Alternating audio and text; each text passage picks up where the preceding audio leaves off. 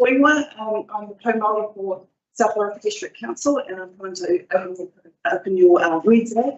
Those come here, my want to read a ring one. Come here. Whakatata hau ki te uru, kia o mau hime ki o te uta, kia mau tara te whai, e kia te atāpura, e tio, e puka, e hauhu, te hei maurora.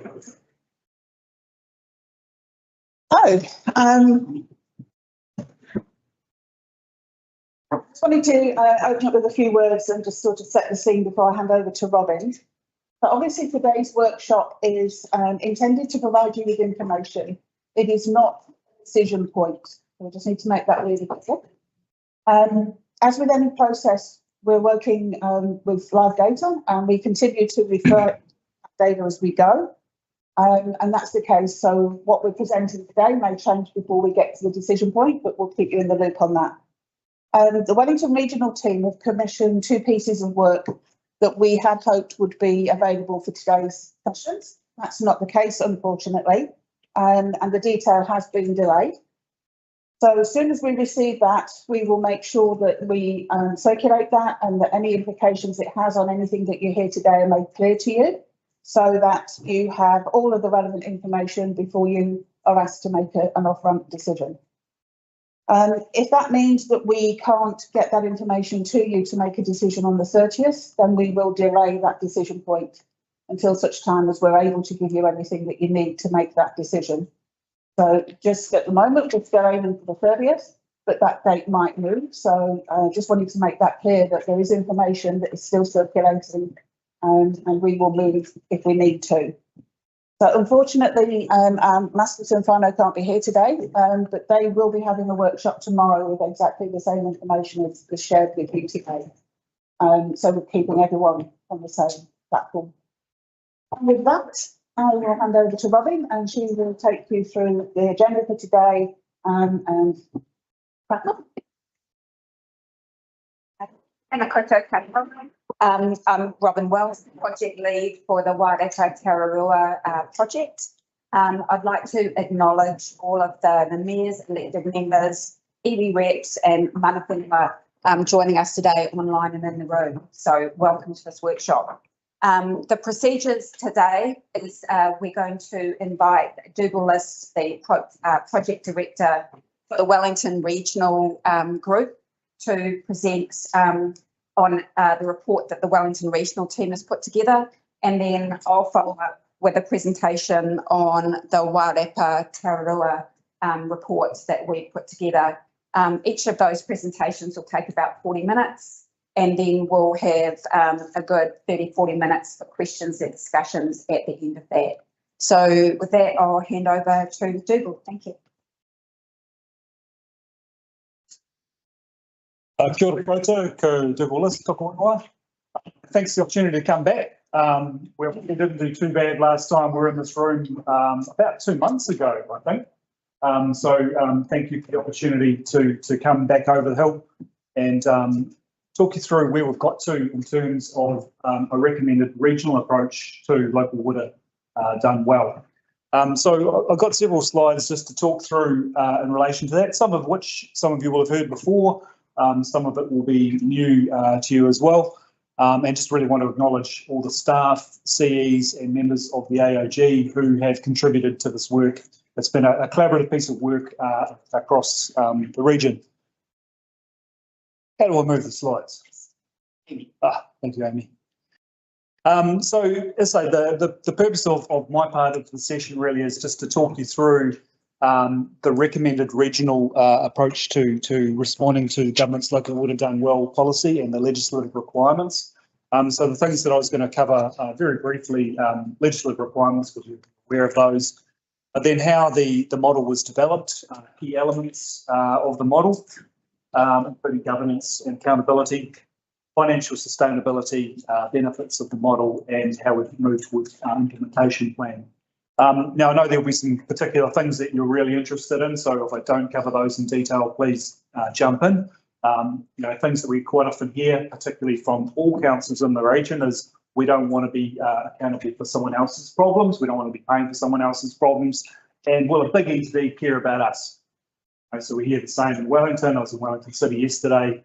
How do we know it'll care about us, Wellington City, as opposed to the Hutt Valley or Wairarapa? So those are some common threads which come through in every workshop we talk to. So if I don't cover that, please do hit me up on that.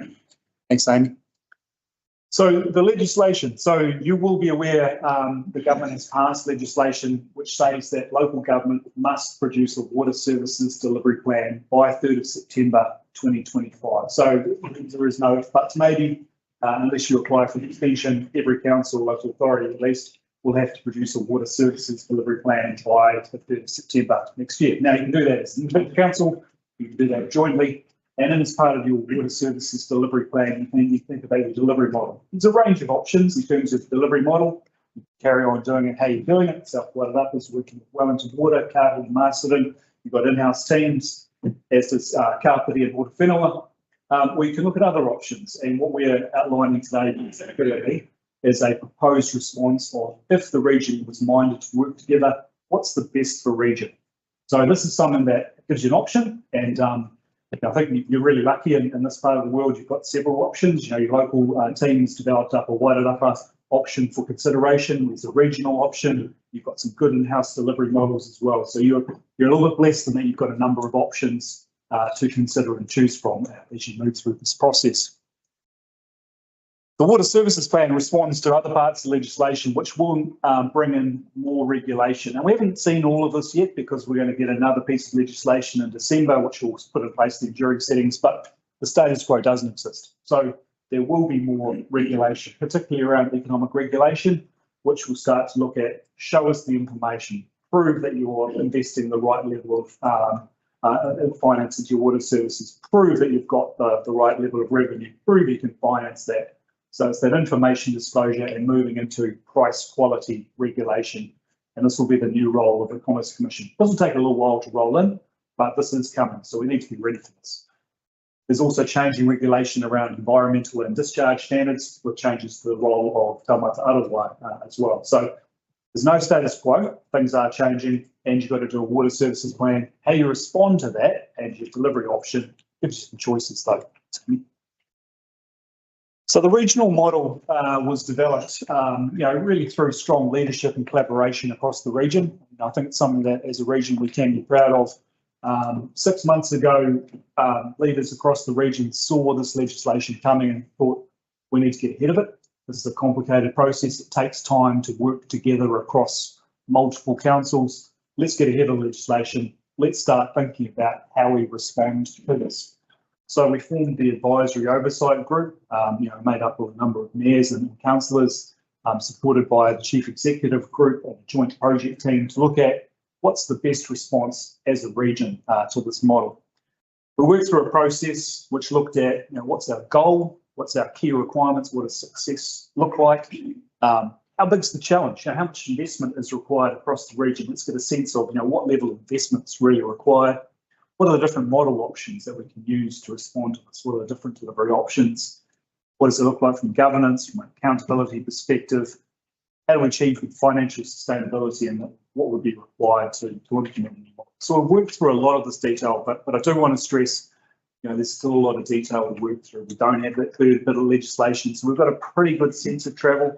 But as Janice mentioned, some of the information is still coming. We're still working through some of this detail as we go through this process. And the level of analysis that we've done so far, it's not a water services delivery plan. That's the next stage. It's not a price plan. We've got some indication about what things are going to cost, but it's not a price plan. It's not an investment plan, and it's not an implementation plan. So there is a lot more water to go under the bridge moving forward. The goal that was set by the advisory oversight group was to ensure the delivery of safe, reliable, environmentally and financially sustainable water services so the region can be resilient, restore te mana o te wai, and enable new homes and the well-being of communities. So it's a pretty broad goal, trying to achieve a lot of outcomes that are really important to local government, and that links quite strongly with the key requirements that council set as well, what's important to you and your communities. The approach was a non-binding collaborative approach. No council, this doesn't usurp any council decision-making processes, and councils can exit at any point. There are particular stage gates where it makes more sense for councils to exit but it's a non-binding approach to work together of what's best for the region if we might need to go down this path. As part of that process, we developed a set of key requirements, and these kind of become the North Star, what's important to councils, community, mana whenua, to help us develop a model to respond to direction. It's a lovely photo there from Carterton as well. Johannes and others standing there in front of the new tanks. But, we looked at this, tried to look at this from a perspective of different stakeholder groups. So consumers or a public, what do they care about? They need affordable water. They really want public water to remain in public ownership. They want good local service. If you've got a problem with a leak or your storage not working properly, you want to know that when you pick up the phone, you're going to get a response in a timely way. Iwi Māori partners, Mana Te Wai, really important, honouring treaty obligations, and that they have a meaningful role in terms of the governance of the new organisation once set up. Council's really focused on financial sustainability. We're all under a lot of pressure in terms of rates increases, debt caps for councils. So we need a model which gives financial sustainability for the new entity and councils as well. Councils also want to make sure that you have influence over other things that you care about, the other local outcomes that you're chasing, and things like growth plan. How do you know that this entity will be able to respond to and support growth in the district? And that includes clear accountabilities and making sure that there's clear links of service for the community as well. So these are some of the things that council's talked about. The government set several minimum requirements for local water done well, and particularly this is focused around financial sustainability, which I'll come back to. And then a future entity. If we're going to set something up for success, it needs to be set up right. Now, I know a number of you work with Wellington Water, and that perhaps colours your perception of a big entity because your experience hasn't been as good as you like. So we need to make sure that if a new entity is set up, it needs to be set up right. So it needs to be empowered, it needs the accountabilities, it needs the good governance, it needs the systems. That'll cost money, but if you're going to set something up, you've got to set it up right to do the job. And I want to stress, we're not talking about Wellington Water. This is a new entity, a new organisation, which is quite different to Wellington Water and how that is set up. The need for change. Last time we were here, we talked quite a bit about the need for change and the level of investment that's required. So I won't go into too much detail on this. I think a couple of key insights across our region, our 10 councils, all of our councils have got a need for change. There's a couple of outliers in terms of the condition of the water network. Kapiti and Greater Wellington in particular, their water networks are in much better condition on average than other councils. But Kapiti's got big issues as well: climate change, rising water levels, stormwater issues in the coming decades. So all of our councils have issues. That is different. A lot of our councils have got a similar issue around the state of the network and quite a lot of the network being worn out and needing to be replaced. But they're all subtly different across the region. There's issues here with the wastewater treatment plants, for example. So we recognise that need for transformational change. It's been a real gradual process where just a little bit by little bit over a period of decades, we've gotten a bit behind in terms of the quality of our network. So there are a lot of issues across the region, which means a lot of investment will be required. You may be familiar with this graph, but if you're looking at a sustainable infrastructure network, you'd have it in a position where you're gradually renewing and improving it, just kind of on a gradual basis. So you're not having to spend too much money every year, and so you get into a steady state. And it's a bit like having a car which is in reasonable condition or a newer car, where it doesn't cost you too much to run. And unfortunately, if you compare the state of our water networks with only a car, we've got 3 tyres which need replacing. There's a few rust spots, there's a crack in the windshield. And we're a little bit worried about the oil coming out of the bottom of the sun.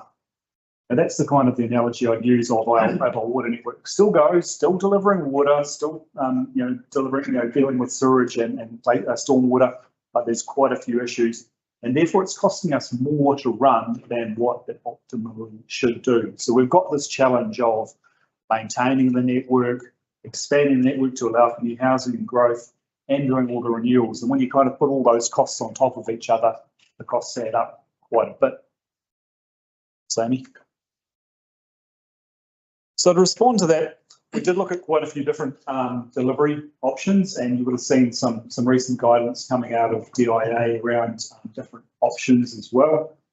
We were doing this work a little bit ahead of that advice and guidance coming out. So the range of options we looked at as a region, in-house delivery models, and say, there's a couple of good examples of that in the Wairarapa. A service-only delivery option like Wellington Water, and obviously there's some limitations that we've learned from as a region in relation to Wellington Water. A joint CCO, asset-owning CCO, a consumer trust, or a privatised model. The model which was considered that best responded to those key requirements was the asset-owning CCO, the end-to-end one. And this is actually really well aligned with the guidance that's come out from DIA around an asset-owning CCO model as well. So just talk a little bit more about the asset-owning CCO. What we're talking about is a joint council-owned organisation. So councils retain ownership of the organisation on behalf of the public. And it'd be a full breadth utility which would be vested with ownership of the water assets, would therefore collect the revenues, hold the liabilities of those. So councils would effectively transfer over assets and debt and revenue from water to a new entity. And that will give the new entity that end-to-end accountability from consumer or user through to delivery. At the moment, if you compare that with Wellington Water, Wellington Water's got a very, very narrow service delivery role, which means that you have to collect money and face the customer and face the consequences, and they're kind of constrained in the middle doing what they can do within the model. So I just do want to illustrate that there is really quite a fundamental difference between an end-to-end utility and what Wellington Water currently does. It's quite a shift in that. We think this model is really well aligned with the government direction and the policy, and particularly what we're going to expect in Bill 3 in December. Obviously don't have that yet, but we expect it will respond really well. It's a type of organisation which would be set up well to respond to the new regulated environment as well, and therefore be able to give that focus on assurance, quality and value for money. Local delivery and level of service is going to be very, very important, and I know that's really important in the Wairarapa, particularly in the context of a bigger regional entity. So it's an entity which I think with the right design, the right accountabilities, governance and structure can respond to that local service delivery need. It's also a model with the new financing arrangements under local LGFA would enable financial sustainability by June 2028. And this is a big driver for a lot of councils that are particularly debt constrained. The new model and LGFA announcements from the government really provide a real game changer in terms of access to funding. That's going to be really critical in terms of balancing cost increases with affordability over time. But of course, councils need to consider other options as well. So this is one option for consideration. Just to talk a little bit more about some of the key elements of the model. So as I said, councils would be the owners, but it's really important to stress that as owners, it's quite a fundamental shift of your current role and accountabilities, where effectively you're representing your community and making sure you get a good level of service. What we're talking about is effectively transferring that to a new entity, strong board who are accountable for delivery to the customer. And a lot of the accountability is not driven by you, but driven by the regulators' future model. So a new water services entity would have an economic regulator, Taumata Arawai, and also the regional council looking at what they're doing. Are you delivering good quality service? Are you delivering that at a fair and reasonable price? Are you meeting environmental compliance issues? Are you delivering safe water? There's a whole compliance framework in this new model that the government's established, which really does provide the opportunity to shift that accountability from council to the new organisation with strong oversight. And it's quite a big shift. So the key relationship of the community for water services shifts from council to the new organisation, and that they build and receive those services direct.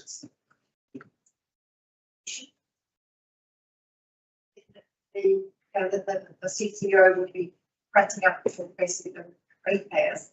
And you said that they would be invoicing the ratepayers for the month? Absolutely. Okay, so Absolutely. it would be in the mix.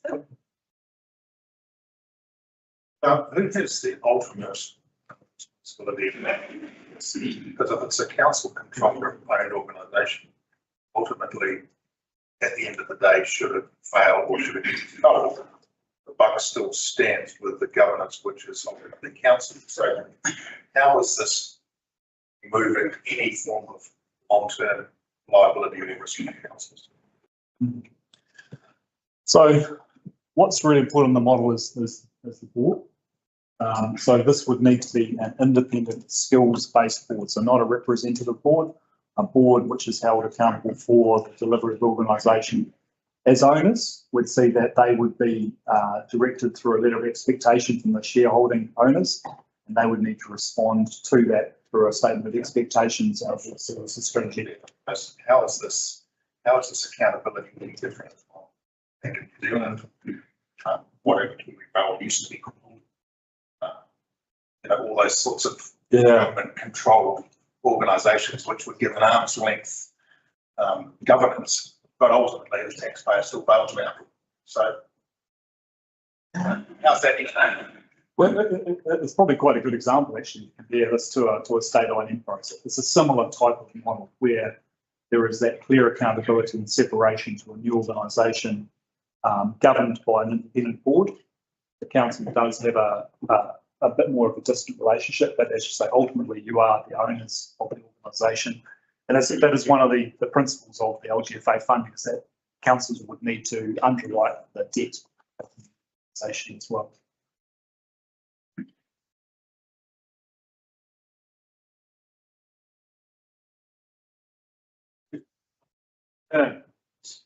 At present, no change, although the government has signalled that they recognise this underwrite your councillors. We're trying to find a model for services CCO that we're actually and financially separate councils. At this point, if we set up a water services CCO with one entity, so one council, one water services CCO, complete underwrite. Two entities, there's a less of an underwrite, and when we get to three councils joining together with the water services entity, it's highly likely to be structurally and financially separate from the councils, so no underwrite. But we need to commit that.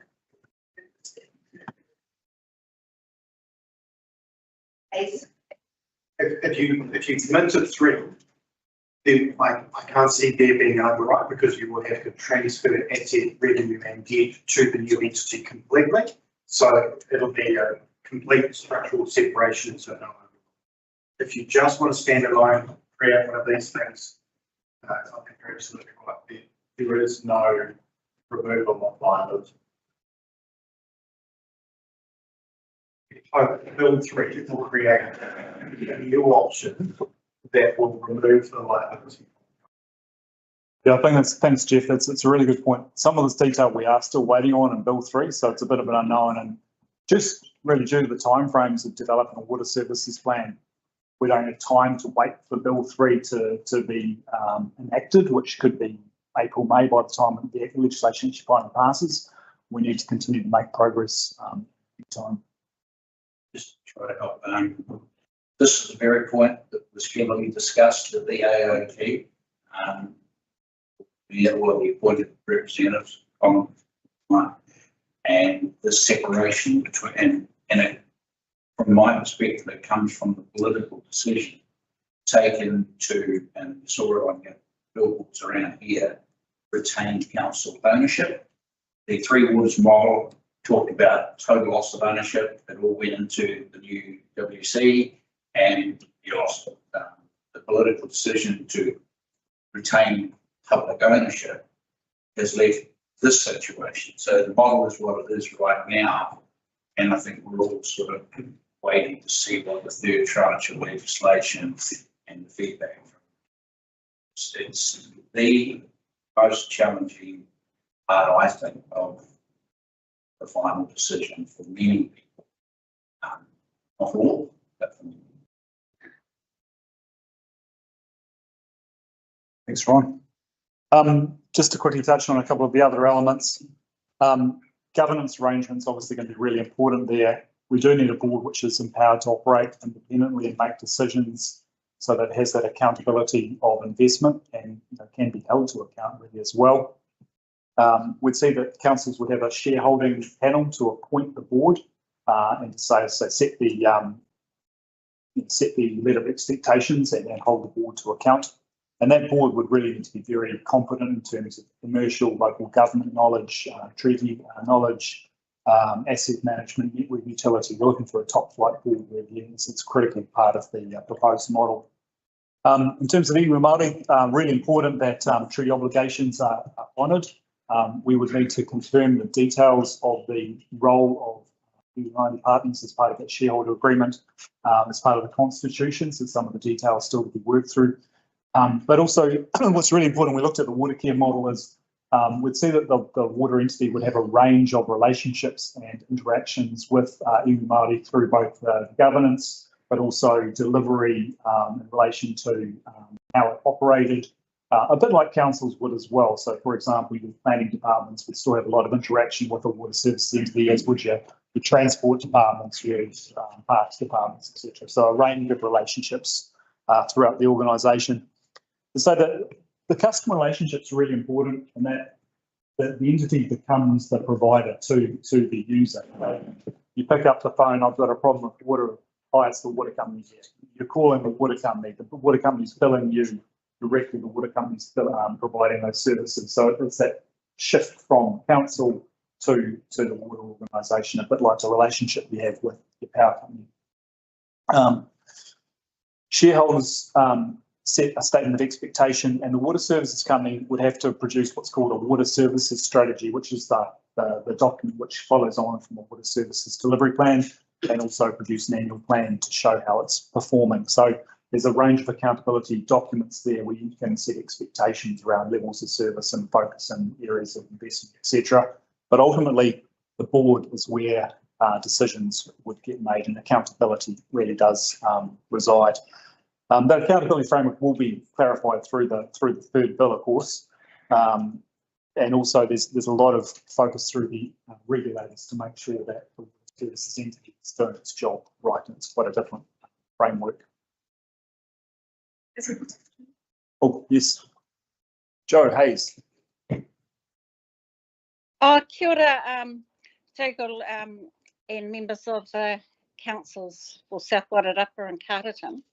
I'm just having a look at your recommended model for the region, and I don't know how you're going to come to a decision around iwi membership across this board and the CCO as well, considering there's 6 or 7 of us.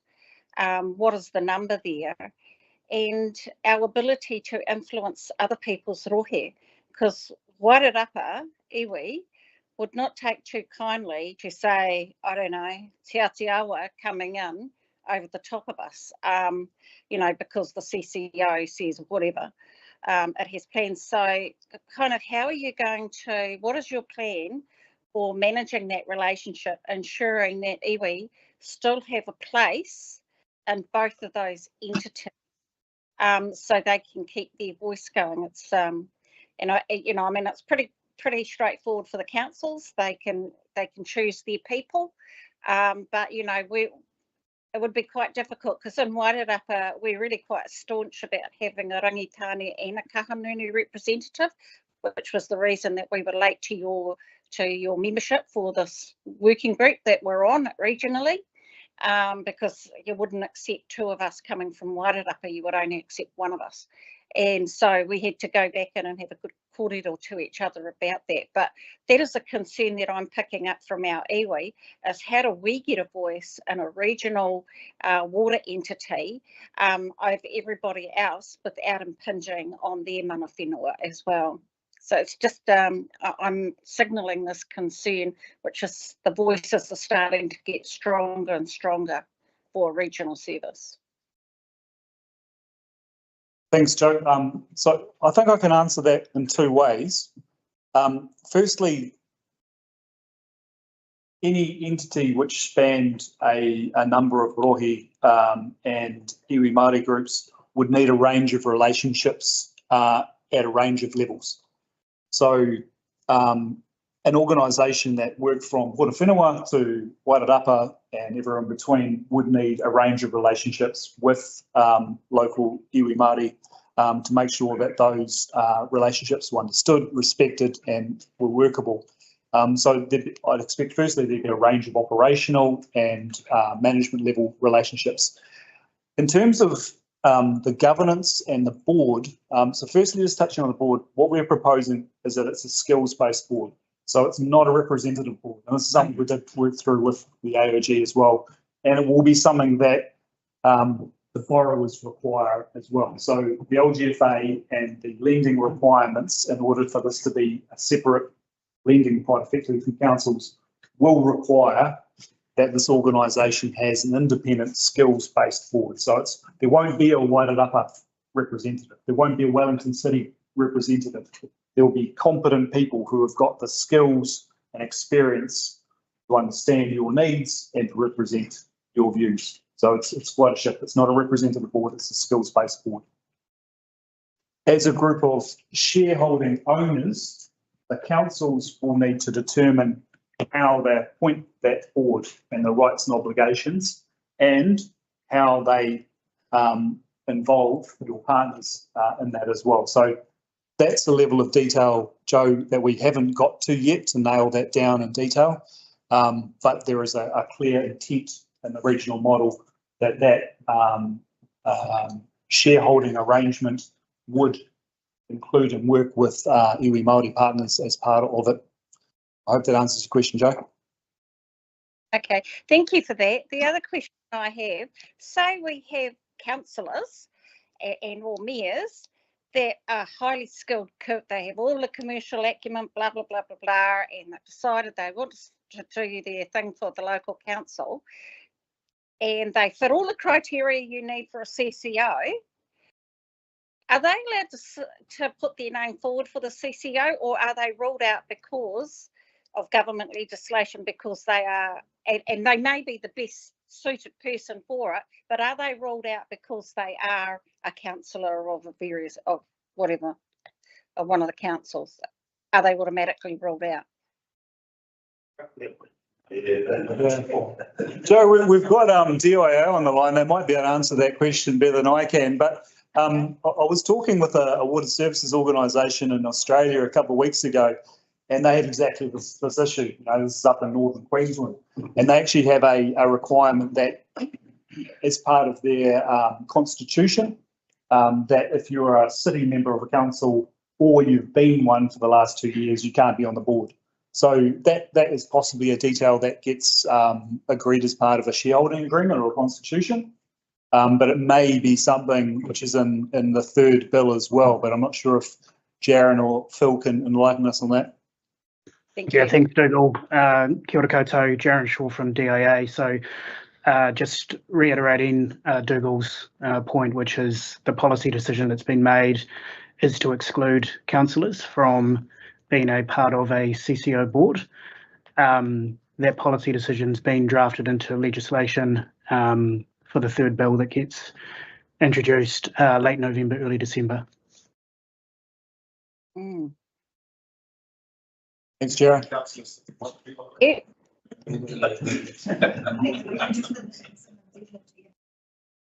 So we have a second question on the screen. Tēnā koe, tēnā koe Narita, mō tō karakia ki te whakatūwharea i tō tātou hui.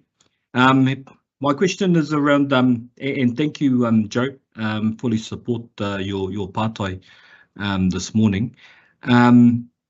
So I am a representative of Ngāti Kahuku Rāwhitia at a hapu level. So you've answered the iwi level without. So where does hapu sit, particularly where hapu have strong working relationships with councils, both Carterton and Greater Wellington Regional Council, where a wastewater treatment plant is in our area and has pipes going through our whenua, and going into our Wai T, well, discharge, even though we're working really well together to minimise that. Where do we sit?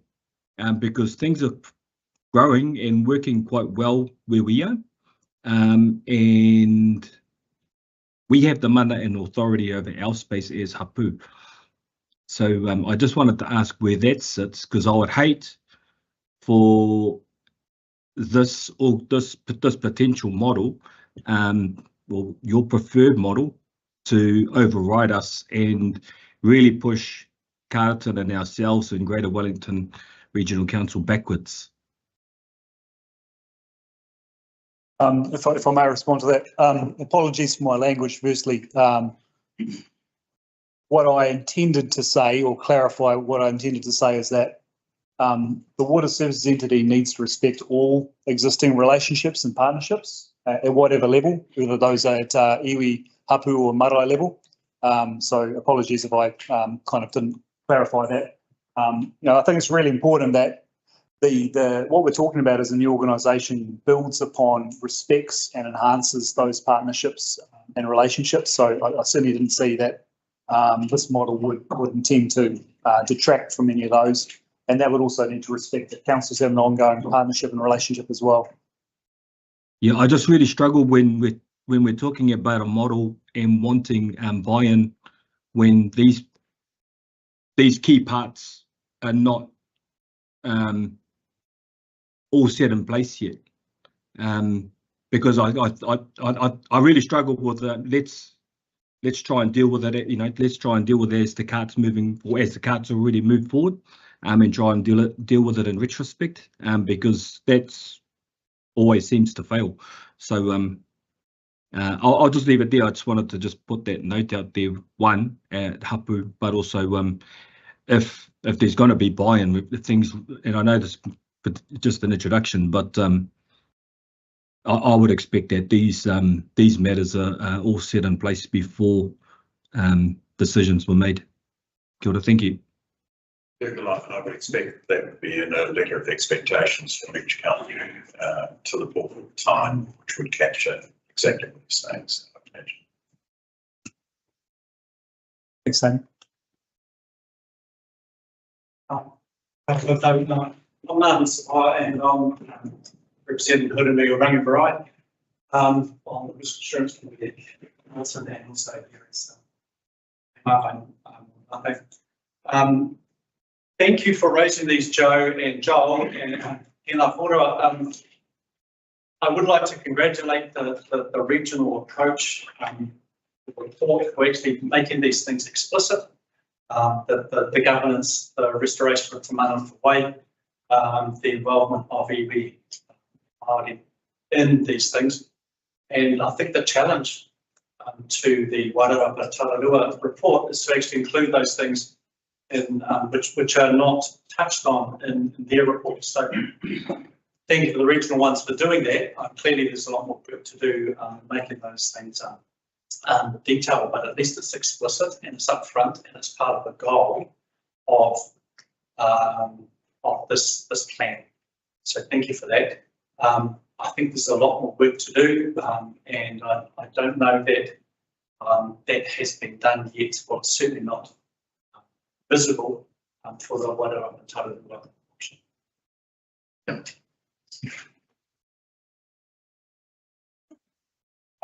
Just to move on to the money. So a real focus of local water done well is financial sustainability. And what the legislation and the DIA guidance talks about is really key, three key elements. Investment sufficiency, are you spending enough money? on the network to ensure compliance and safe drinking water? Have you got enough revenue coming in to pay for that? And has your financing sufficient to help pay for it as well? So they're all very interrelated. So this has been a real focus of our work. We haven't nailed this yet. There is still quite a lot more work that's required, particularly around the financing side of things. So some of the level of detail that you perhaps want at this stage, we won't be able to give you, unfortunately. Thanks, Amy. Just talk about investment sufficiency, first of all. We've looked across the region at the state of the network, potential compliance costs, addressing renewals, allowing for growth to try and understand the scale of investment required. Now, some of this is a little bit of best estimate. Some of our information is not that great. We don't have great asset condition information. We don't fully understand some of our compliance costs and what it costs to enable growth in all of areas. So we're working with a number of unknowns. But the short answer is we're going to need a lot of investment across the region, and it's no different at a local level here in the Wairarapa as well. What we're proposing is that we need a strategy which talks about keeping up with investment, so keeping up with that network maintenance, making sure the network stays in good condition, catching up with the backlog of renewals. We've got a lot of worn out pipes which need to be replaced, and we need to catch up with that. We need to build up capacity to enable growth, and a number of issues here in the Wairarapa are about enabling new houses. And we need to clean up, so we need to address those wastewater and stormwater issues that we've got across the region as well.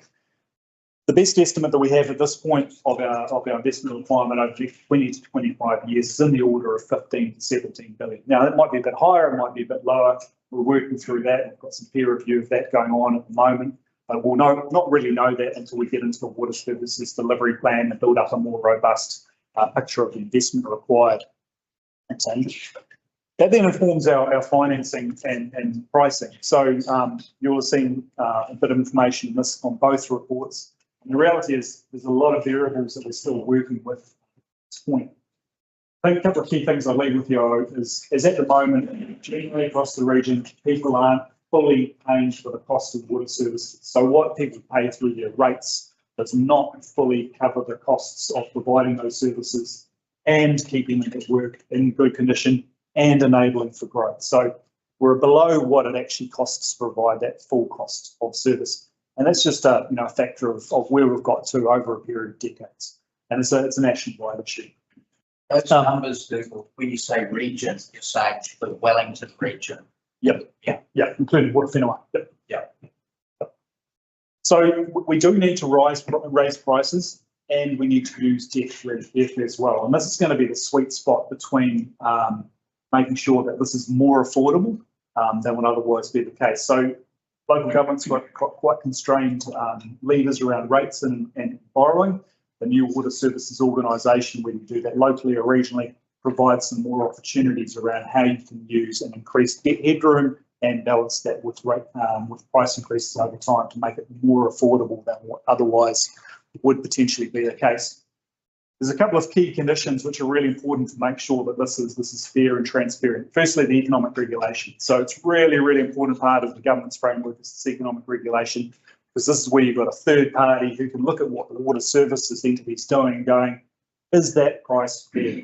Are you doing the work effectively? Can you do this work more cheaply and effectively? But also, are you doing the right work? Are you providing quality services? So they look at both price and quality. So they're looking over the shoulder of the entity to make sure they're driving fair prices.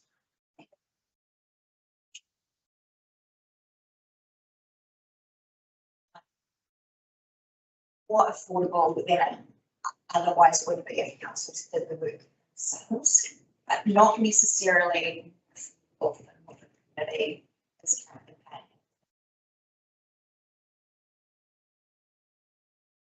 So really, and who is responsible for starting areas of communication? Because I feel overall that that's absolutely missing. Is that whether it's government or leaders talking about this change to local water done well, there is currently no conversation that alerts the community to the fact that their water specific bills are likely to increase and increase. So who is responsible for sharing and educating the community, regardless of what what we should. You're looking at them. I'm sorry, but you are looking at them. No, I think you have started that conversation through your annual plan process, through your long-term plan process. This is a conversation which I think, if I think about the journey New Zealanders have gone on over the last 3 years around water, you know, you probably remember doing an annual plan or a long-term plan 3 years ago, you probably got no comments on water. And now everyone cares about water. You know, the profile of water has gone through the roof in terms of a public understanding. Geez, it's going to cost more, we need to spend more. So I think it started, but I totally acknowledge this is a challenge and it's a difficult one.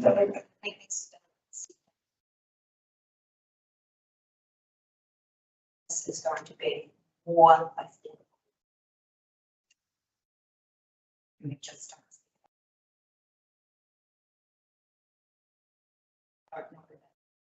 the collective weight of all governments is doing enough to shoot it.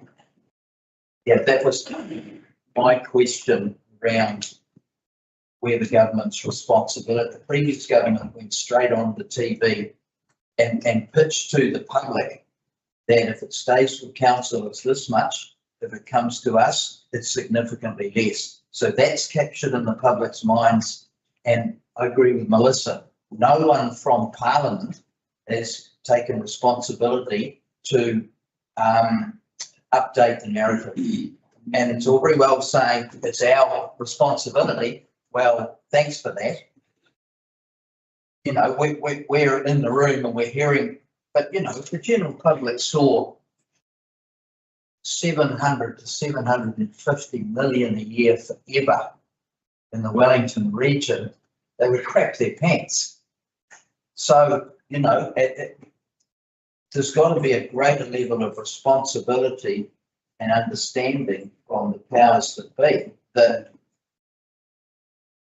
if this is going to work, we all have a shared responsibility in marketing it, or at least telling the public the facts, and not just throwing it to local government to say, well, you sell it, because that's just nonsense. Can I answer that in one part? So I think one of the fundamental new tools that we do potentially have is the opportunity to establish a new separate water services entity, which has got greater debt headroom and therefore can help balance the rate at which costs will increase and how we finance this over time through using debt. So the government has given some new tools to local government there. So that's part of the question. DIA, did you want to throw anything there around the role of the government in terms of communications?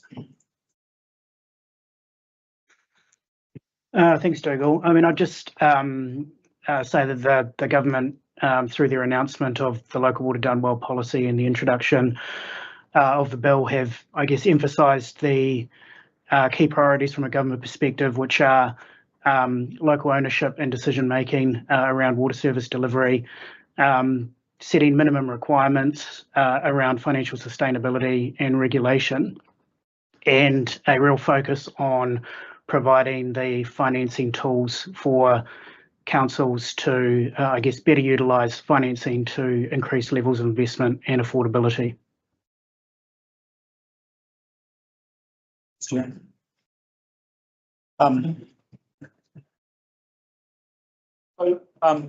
Amy, let's go to the next slide. I've been given the 5-minute warning. So look, just to briefly talk about some of the potential benefits of this potential option, and say this is an option that we've developed that we think is the best for the region. If the region can mind integrate in its park, you've got a number of options in front of you.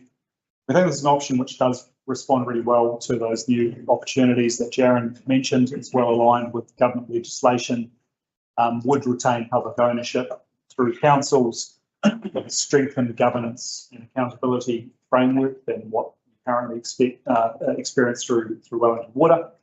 It would provide the opportunity through that for that longer term debt and greater financing opportunities, which can help balance the affordability issues, which we can't deny are real.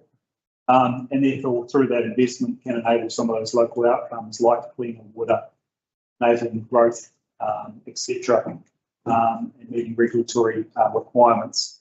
So we think this is a model which does respond really well to those challenges and could present a number of benefits, but as I say, you have a number of options to weigh up. We throw the term affordable around willy-nilly. Is there any, within this room, affordability mean different things to every single person in this room and the actual ability made in this room, let alone across the whole district. And I'll just do 2 streets randomly, Periphery Street at Greytown and Fox Street in Featherston. I would argue that there would be significant differences in what people would consider as affordable. And has there been any work done on what actually is affordable? Because right now, we know very well that we are at the upper limit of what is affordable in our rating, but I think probably all the councils are getting close to that, if not there. And if you're talking about actually this is going to go up more, at what stage does it just become absolutely ludicrous because people can't even afford it? It's not, whilst it may well be affordable on a nice slideshow, practically, what does affordable mean to people who are doing this work? Yeah, look, I can't deny the issue of affordability. All right, and we keep throwing that to out there, saying this is affordable, this is a more affordable option. Cost of living.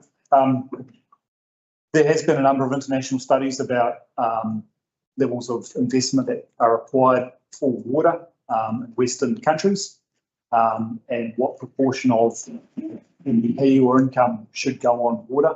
We're quite a lot below that, so I can dig out the figures for you around this. So there are some studies. It's missing the point that most of the people's tax, and if you consider tax as a rate as well, 85% of the tax goes to central government, not to local government. It's just so when you say that local people are going to pay for this directly and still pay this government tax, and then you go, oh, GDP, we're not paying enough. Well, most of our GDP goes into central Wellington, not actually to the infrastructure that's actually needed in the district. So how is this model going to improve that situation? I'm not sure I can really answer that apart from saying you're facing one future in the current model. The scale of work that's required is the scale of work that's required. No argument there at all. So your challenge still going to be paying for the challenge. This doesn't change the equation. Someone's got to pay for it, and either you pay for it directly as a user or you pay for it indirectly as a taxpayer. You pay for it. There's no free lunch here. There's no more government money to take it. Literally do not have the money to pay out of my bank every form. So we're not quite sure what the powers will be of a water entity to basically collect charges which are unpaid. Councils have some of those powers already if the rates are unpaid. So we expect to possibly be something similar. I can't answer that question at the moment, but I mean, water is really important for life. So this is a real issue. So is a house and so is actually a community. But if you're going to force the people who can't afford to pay for this out because our bills are going to go from $3,000 a year to $6,000 a year, people will lose their homes over this because the tax rate is so much skewed to going to central government paying for our infrastructure here, where it's actually needed for people to live. So there doesn't seem to be any discussion of that equation on any of the previous iteration or this iteration. But it doesn't change the end result, that people will lose their homes. Look, I probably can't answer those challenges that are a bit beyond the scope of this presentation and one of the issues we're dealing with today. But what I can say is we're trying to find options where we've got a real challenge at the moment in terms of affordability, and we've got some other options where it can be more affordable. Well, then we have to stop using the term affordability then, because people are looking at watching this presentation saying affordable. My answer is affordable. It's not, no matter which way it is, and we're potentially sending the wrong message. I think, tell me if I'm wrong, but the legislation actually doesn't use that's in its presentation. That's the big discussion. Legislation requires the WSCC to provide sustainable. in this, And- in that, yeah. And there's your questions, yeah. And these, so that's really the, explained us, but I think we're going right back to the earlier. It's,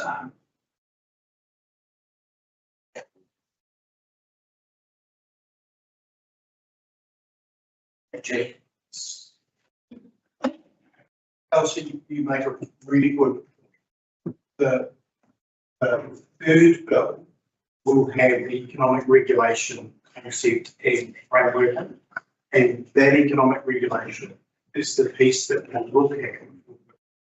But at the moment, we don't currently have the third bill, and we don't know what the economic regulator is going to set in place to ensure affordability and that we don't have massive price spikes. That piece is still outstanding. The second point I would make is the model that Wellington have proposed here is different to the model we spoke about earlier, which is liability still removed.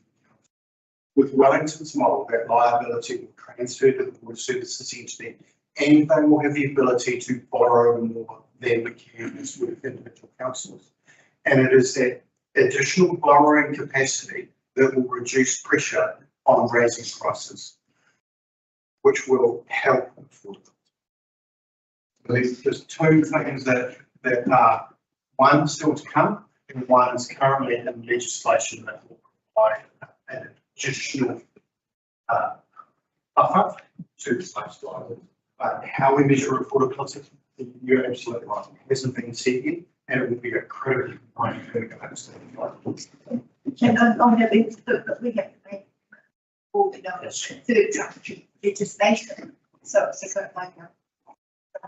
Time for concentration of the. Yes, so we'll make a commitment on geography around who each parts partner will be. Rule out your ability to go alone as a council, because we have to get someone on to, and it won't, we still go through public consultation, and you'll still have the opportunity to make decisions post public consultation, which I expect will be. Where are we at in terms of peer review and Costello report from the consultant sector's house? So we've got two outstanding pieces of work. One, we're getting a peer review of our modelling by Castalia.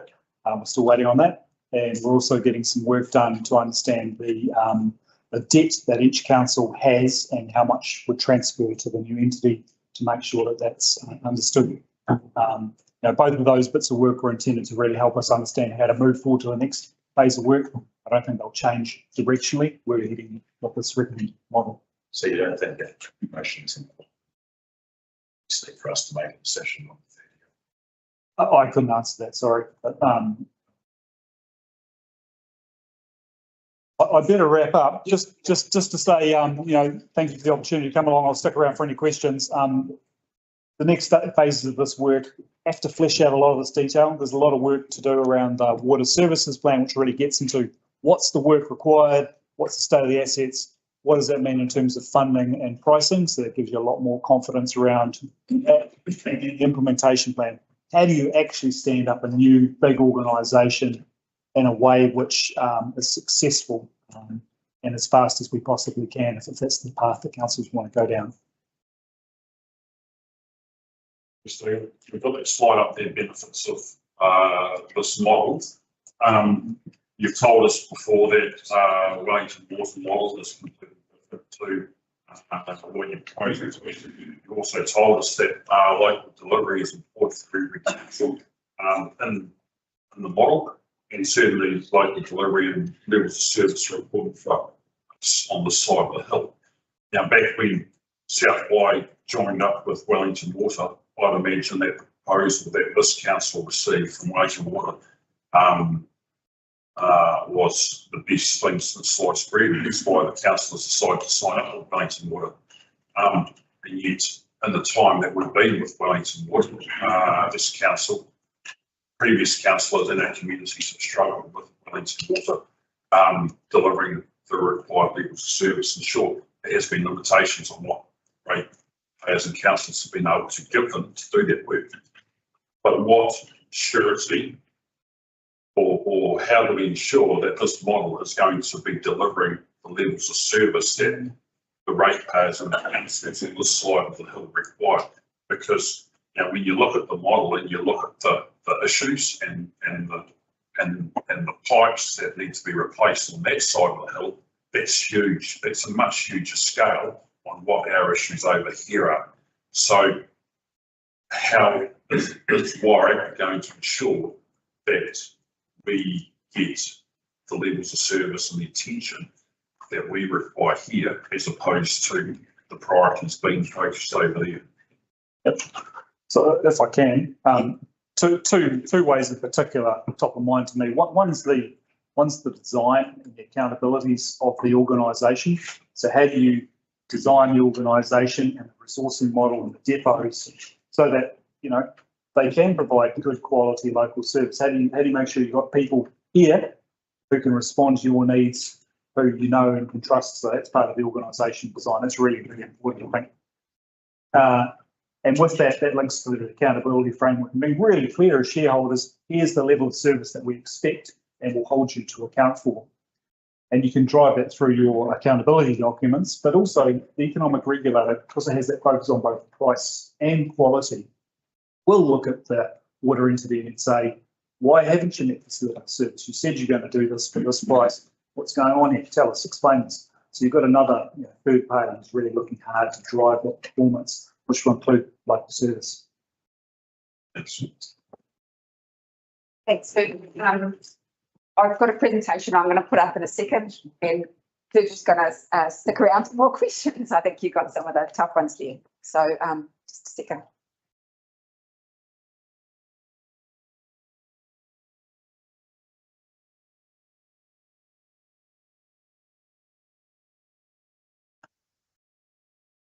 So the second part of this workshop is to talk about what the Wairarapa plus Tararua project is. And it has a different scope to what Dougal has described for his project. And I'll describe what that scope is. So this is about, this is about these local collaborative decision-making things that we need to do as a community. And I think this Māori proverb actually puts it very well. It's about how we're going to be working as a collective going forward.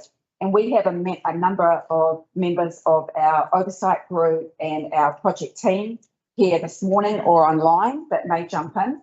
And I just want to acknowledge that they all live and work in this community. And so this is important to them, this project. So, thank you. So the Wai plus T project. So this is a project supported by the 3 Wairarapa and the Tararua councils. We've been asked to investigate and evaluate the benefits, opportunities and risks of joint arrangement options for water services delivery. So we're not drilling down on one option. We have been asked to look at a number of options. And there are a list of practical options and groupings to consider, as Dougal mentioned. There is the option that he's presented today. There is the Wairarapa plus Tararua or Wairarapa 3 council option.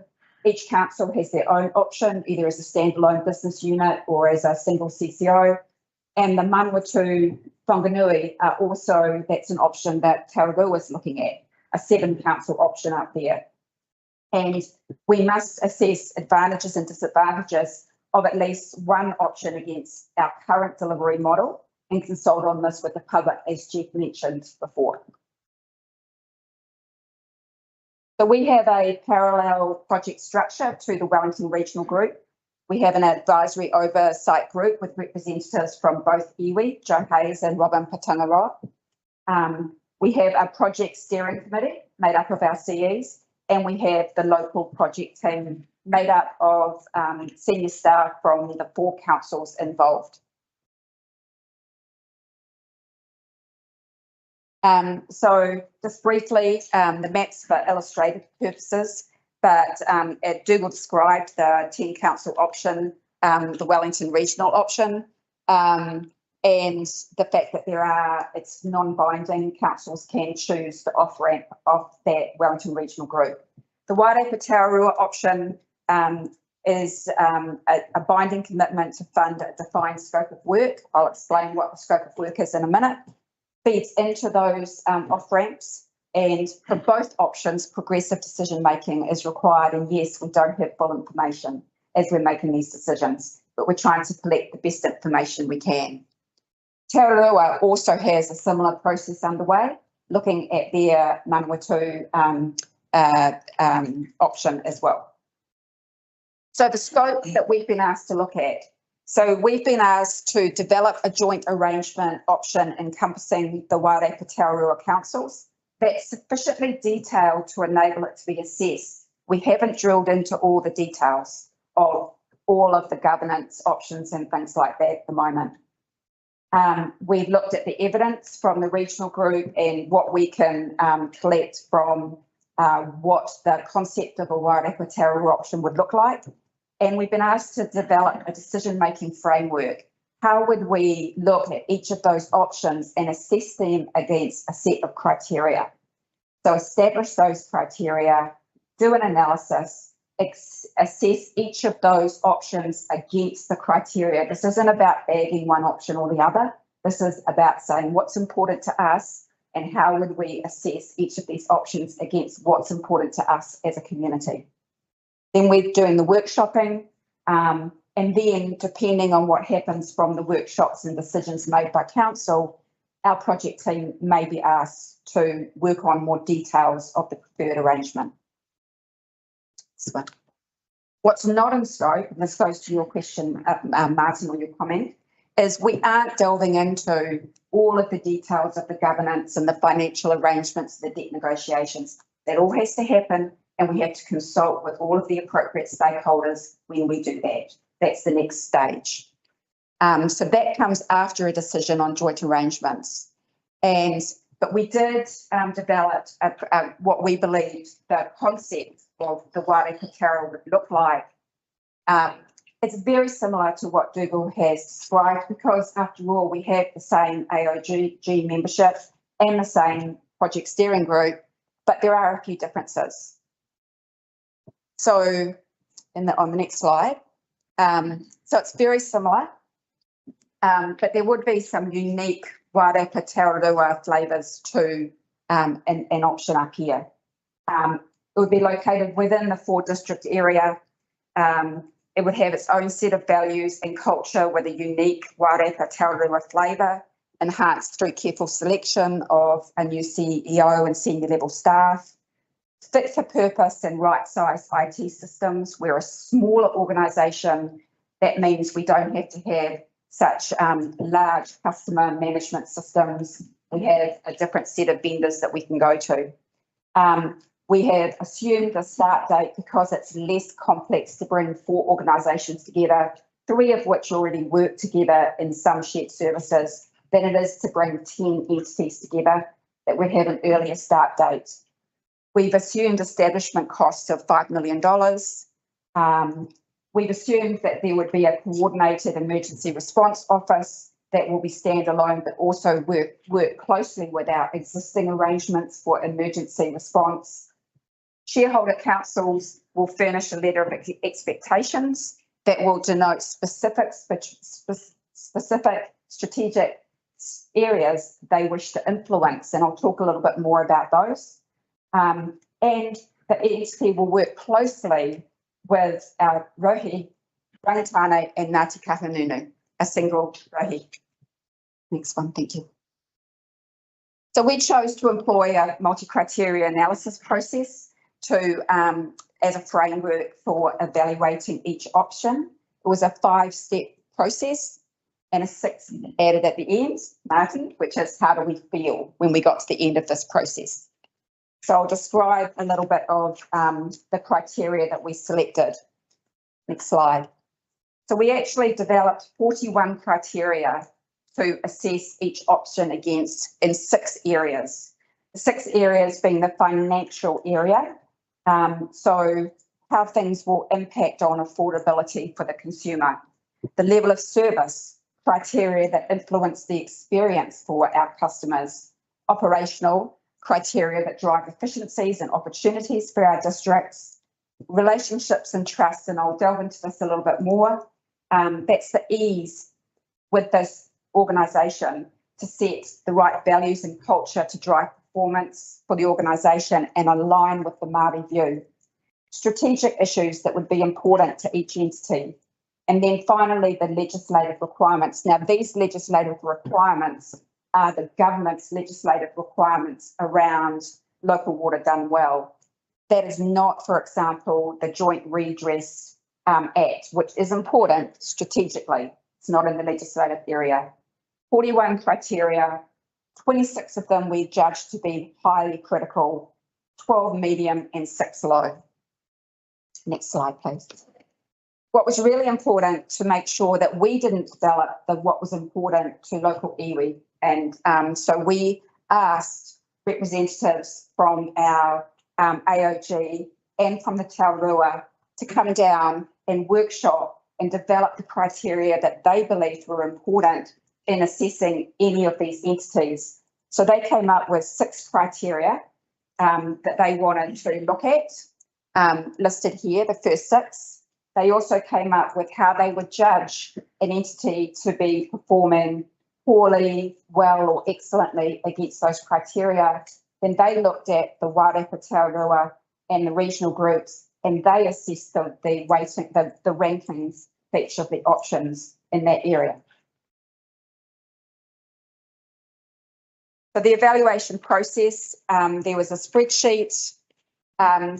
So each of those 41 criteria in the 41 criteria in 6 areas, we ranked all of the regional, the Wairepa 3 council, Wairepa Taurua 4 council, and each individual existing model against all of those 41 criteria in those 6 areas.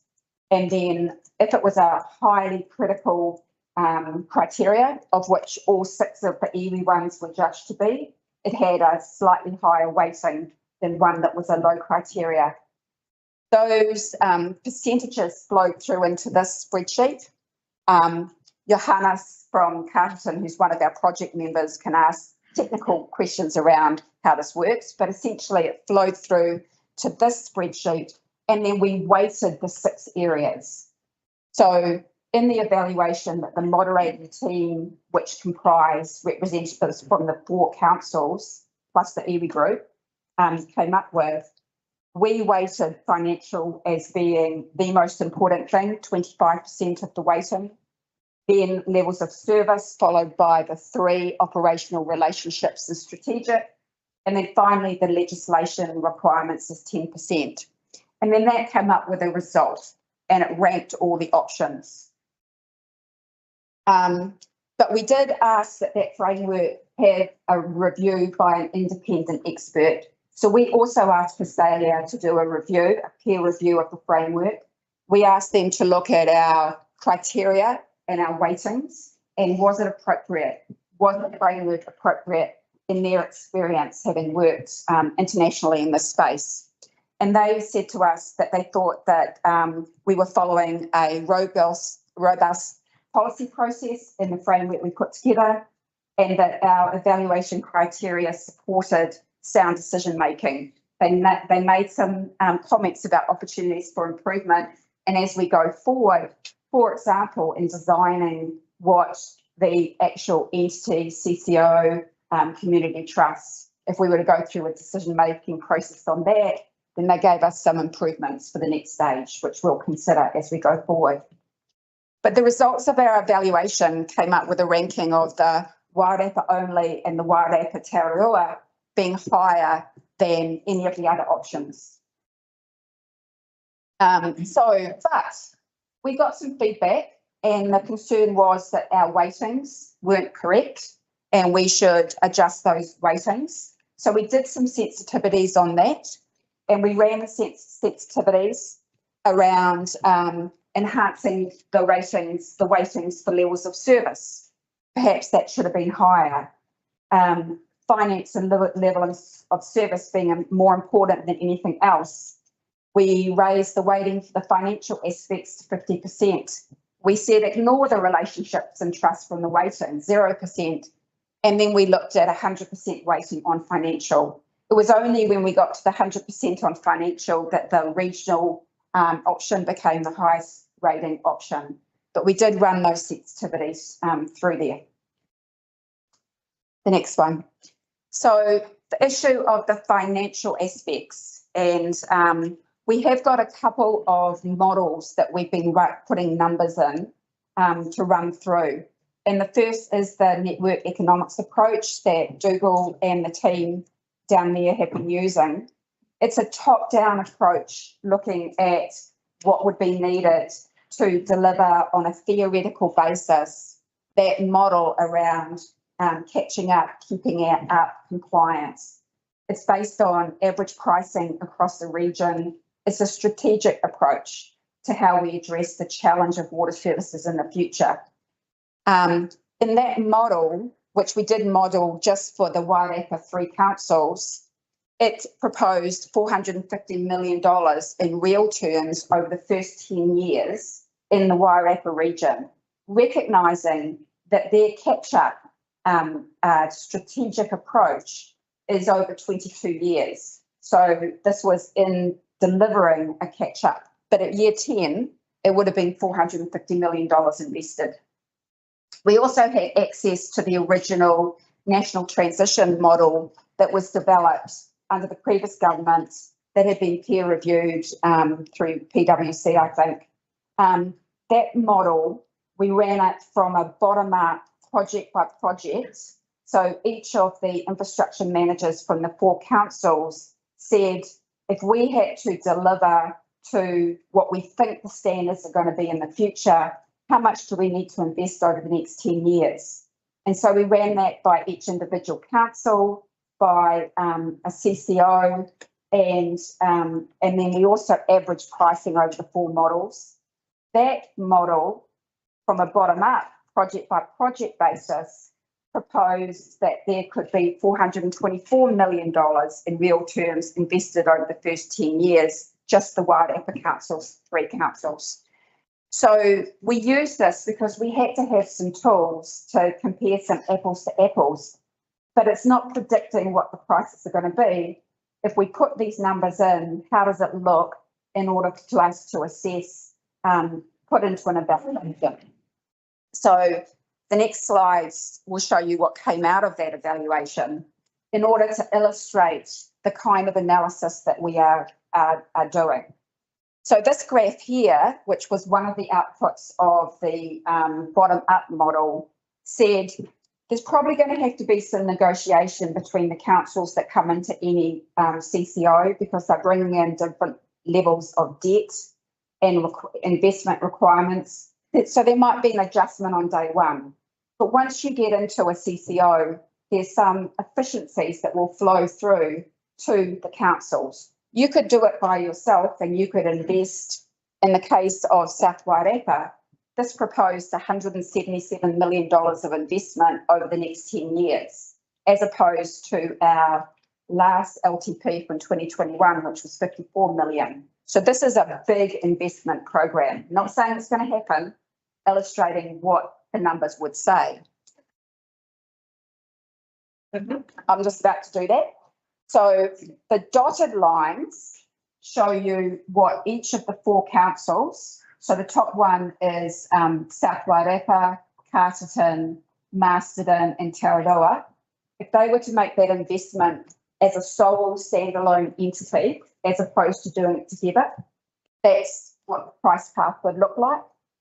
If they join together in a 4 council CCO, this is the solid lines is what the price path would look like.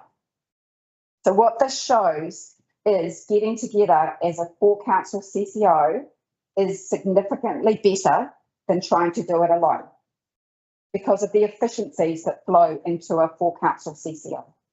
That's what this graph tells us. Not predicting the price, it's just giving us that view of would it be better to be operating together? And that's what we're trying to do here. So the next slide, please.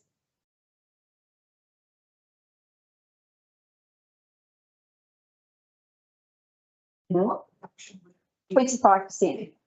25% reduction. And we assume that you don't get any efficiencies for the first 3 years. They would only kick in after that. You can't see this very well, but it was in the, this comes from the work that the regional group did under their economic modelling. So they ran the economic model just for the Wairarapa councils. And what this graph shows is that if we were running under that model, being in a larger entity of 10 would be better than being in the smaller council of 3. That's what this said to us. But it is under that model, strategic model of investment. The next graph. Then we said if we averaged the prices, if we tried to do it together, the average prices solo is the top one, and the average prices combined is the bottom one. Again, that gives us a view that going together is better than trying to do it alone. The reason we did this averaging is we needed to compare against the regional work, which is on an average over the region. So we did that work. So we've been looking at a number of different ways of doing this work. We've also been running some work that we haven't finalised yet, where we've said in 10 years from now, if we did nothing or tried to do it alone, what would the tariff for water, and after we take water out of our rates, the remaining rates bill, what would it look like? And if we did it as a CCO, what would it look like? And that's called a waterfall. And so that would give us a view of what the remaining rates bill would be, what would the tariff bill be? And that information will be coming. We're doing that work to have a look at that as well. So our imputed price path by models, again, these are for illustrative purposes. And this work was also done before the government and LGA announcements were confirmed and the new financial tools have been released. So it will get better from here. This is just so that we can evaluate something in our framework. So for the Wairarapa Tararua councils, council by council, the range was between 2,400 to 5,500. That's investing $424 million in the next 10 years.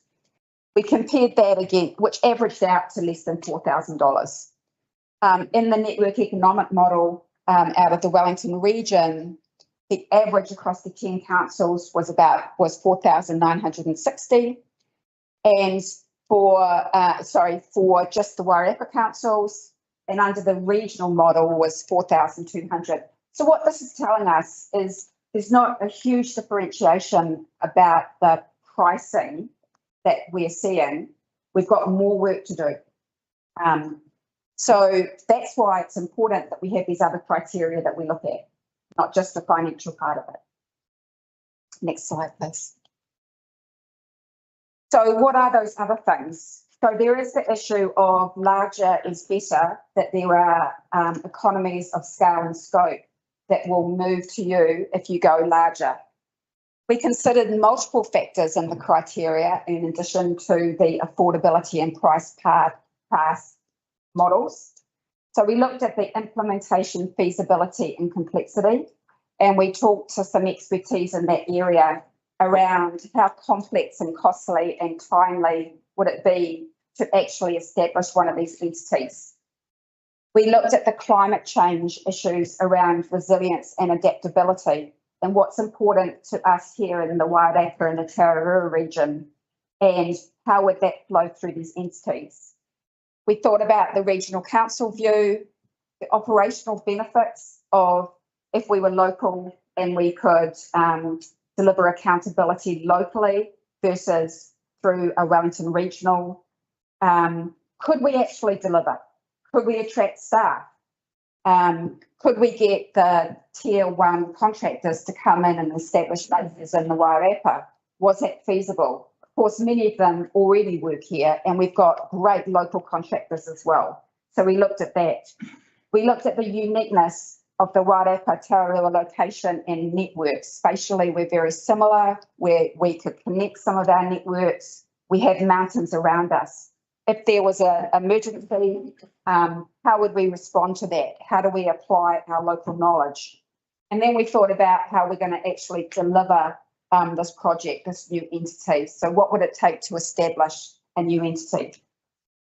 And all of those things were run through this framework that we'd had peer reviewed and the criteria that we developed. So what drove those numbers and the rankings that we saw before?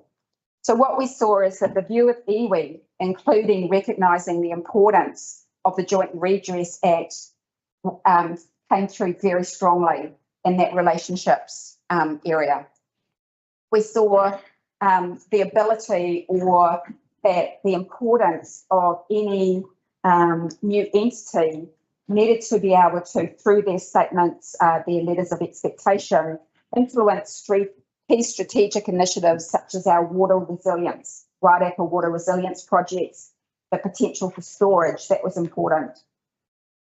The ability to influence culture and deliver accountability locally came through as an important aspect.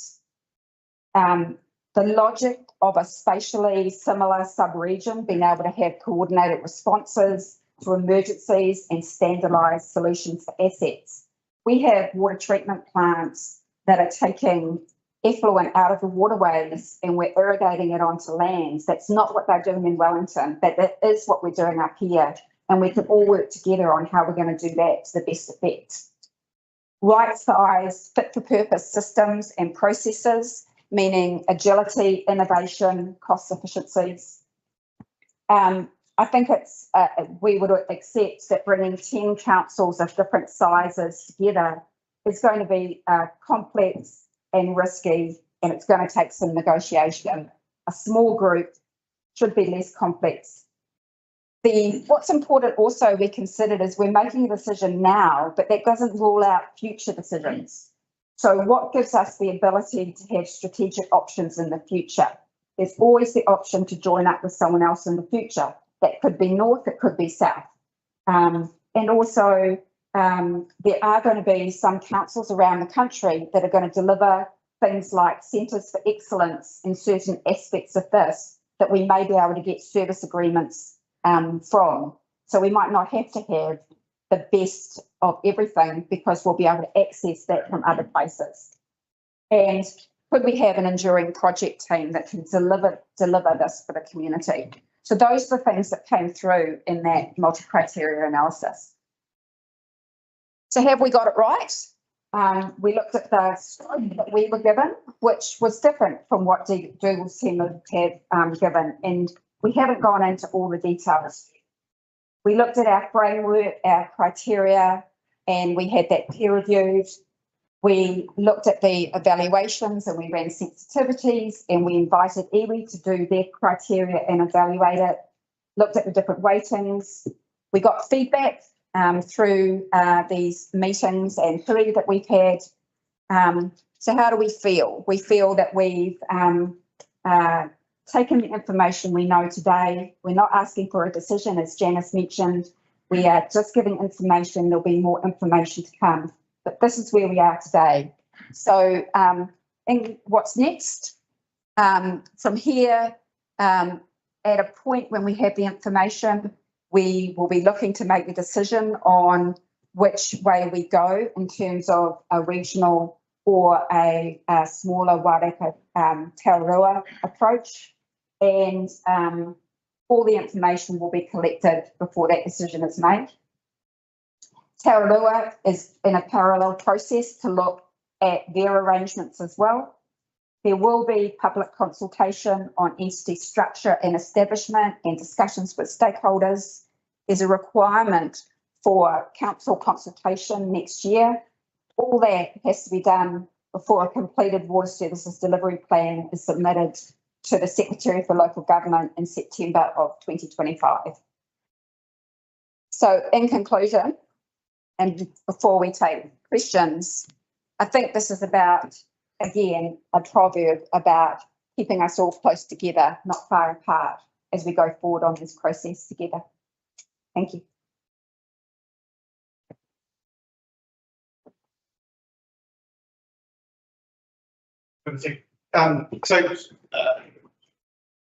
I'd like to firstly thank Dougal and the team and Robin, Maz, Johannes and Peter Wixit and the team who have been working particularly long hours in order to bring us this information. You've got quite a lot of data in front of you. There's 92 pages from plus appendices with the Wellington Region report. I know it was 52 odd pages plus appendices from the Wairarapa report. I'll come to your question. And so we've given you a lot of information to go through. This first decision that we're going to ask you to undertake shortly is really because our teams, our internal teams, are currently running two processes. We're participating in the Wellington process and in the Wairarapa process. And our teams are struggling to keep that going. More information is going to come to light over the next 9 months as we get closer and closer to the deadline to deliver a water services entity plan. And that means decisions we make now will influence that. So we're not making a decision around the governance setup of a new entity today. We're talking about geography. Who is going to be a joint partner? Even agreeing on a joint partner won't rule out our options around standing up an entity on our own. So we do need assistance to help narrow down the options and keep the costs down. Participating in two regional joint entities is going to drive more cost. And we're at the point now where we think we've got enough information soon to ask your advice on which direction you'd like to go, and we can continue on down that path. But there is a lot more decisions to make. There'll be decisions around if we go with a joint entity, how are we going to partner up? How do we share that? What if I bring more assets and less debt into the equation than another party? How do we balance that equity? What's the governance arrangements going to be? What's the price going to be? How do we ensure affordability? What are we going to consult on? Because we do have to consult with our public. So there's a lot of things to happen, and we've really only got 11 months left in order to make that happen. 10 months, actually. 3rd of September, we've got to have a water services delivery plan with the Department of Internal Affairs for sign on. So we have a really short window from now on. So that's the sort of framework, and I think Robin talked about that near the end. What I'd like to do is just ask you now, you've been given two lots of information, and we really want to know, are there questions you've got on that information that we've provided to date? Because there's a lot in there. And also, Aidan's got a question, Rebecca's got a question. I recognise none of us want to make this decision. It's a really tough decision, and it's being forced upon. And as your advisors, we're trying to help you through that decision, but we totally recognise that this is a tough thing to ask you to. Thanks, Jeff. There's a lot of public interest already for consultation next year. We've got public sitting in the back here listening to this workshop today. There's probably public who've signed, who've dialed in to see it online. Are the public going to be able to access the information that we as councillors have shared to us already?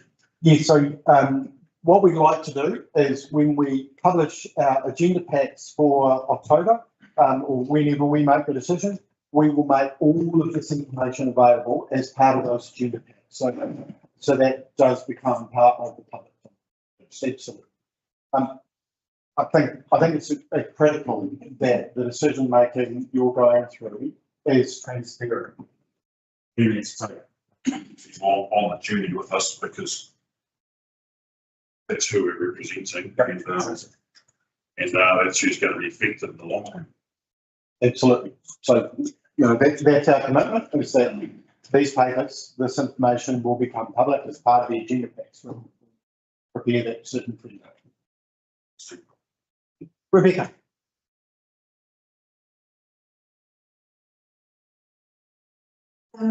It's the struggling is that what we've presented looking at Council going alone, going over up a group is really robust methodology to come to that.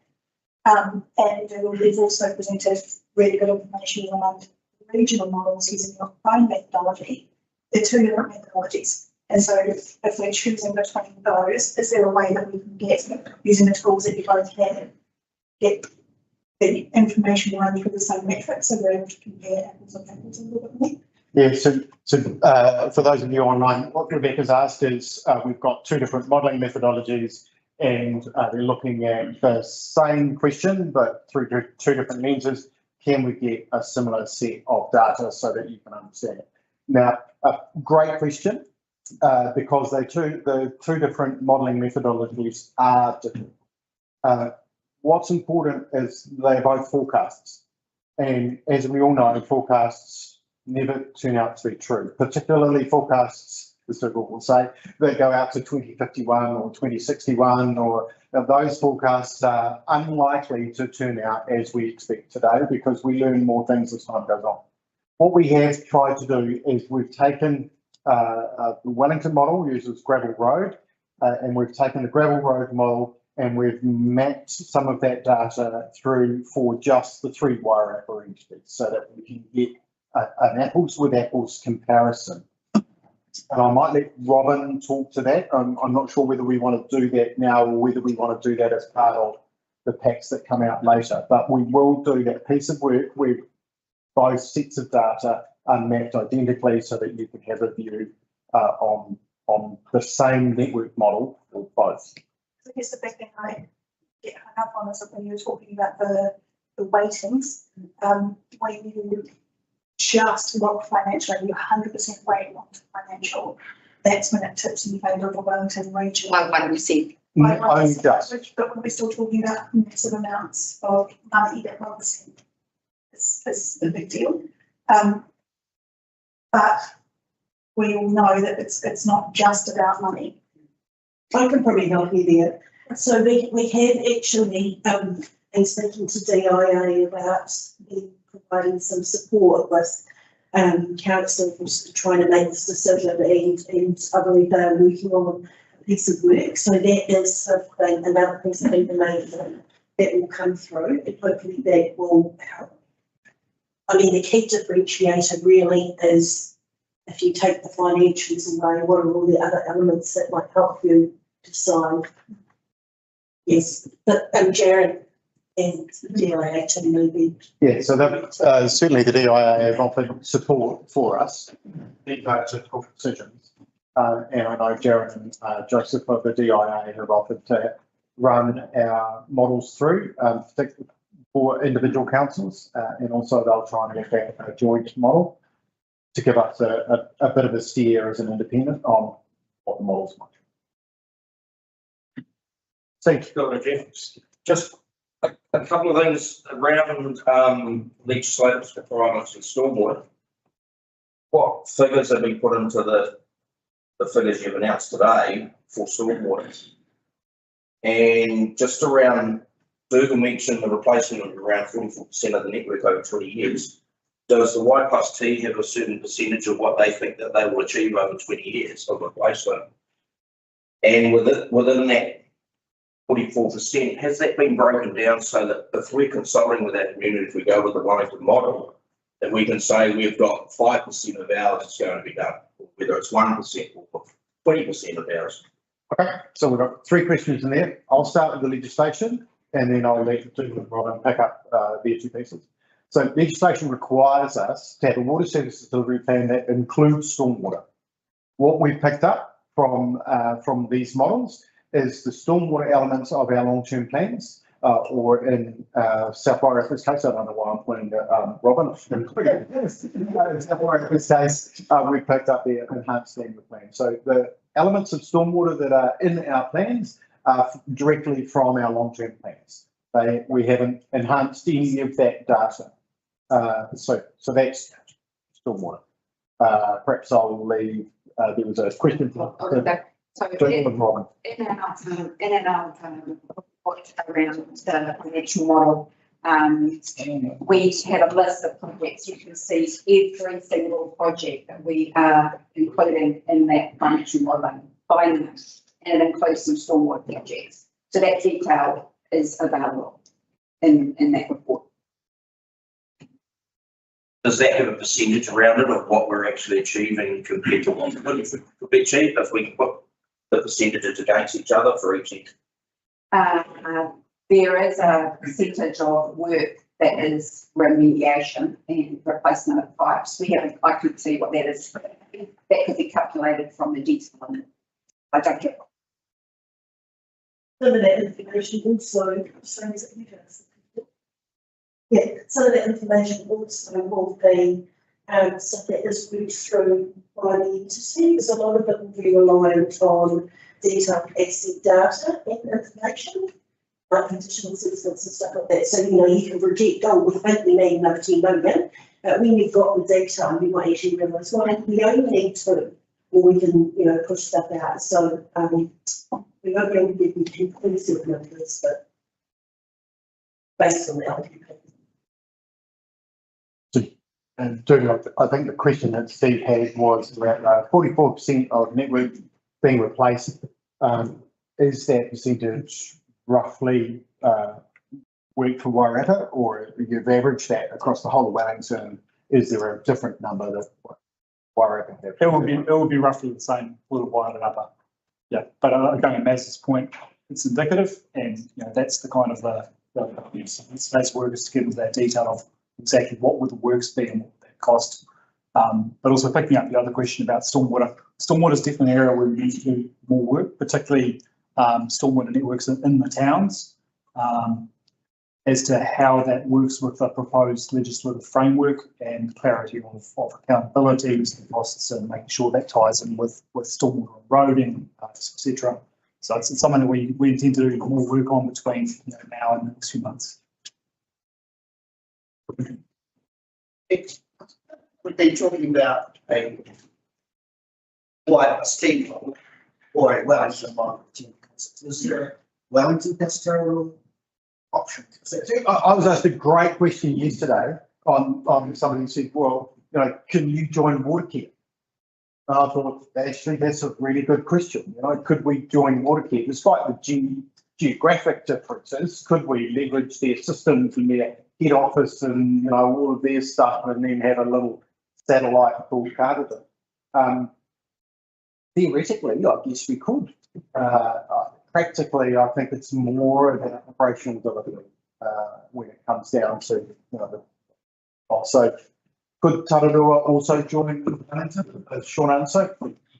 The model goes work at the moment, Masterton down through Wellington and back up through Honolulu. So I see why it also couldn't extend out to Tararua. And actually, the water services entity model was, I think it might have even included Tararua. I was looking at that. Not at this point. And Tararua haven't expressed an interest in that. They may well do, but they seem to have more options than they've got at the moment, and they want to try and fill them down. Shall we head to? Sure. Have we got questions for Jaron? Do you have a question for TIO? No. Yeah. Do we? I guess that's a.